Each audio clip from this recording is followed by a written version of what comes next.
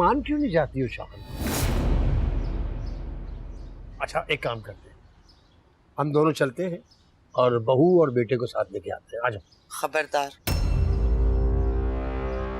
इस घर में किसी ने उस भगोड़े को वापस लाने का जिक्र किया था।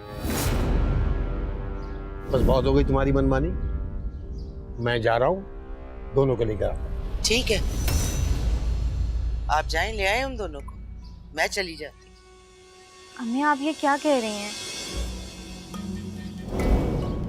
ठीक कह रही हूँ, मैं चली जाऊंगी ईदी में। फिर तुम दोनों बाप बेटी मिलकर रहना उस नालायक और उसकी भागी हुई बीवी के साथ। ओह अबू, अम्मी, अबू, अम्मी देखिए अबू को क्या हो गया?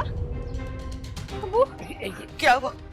सही साहब इधर तो बैठे, इधर बैठे।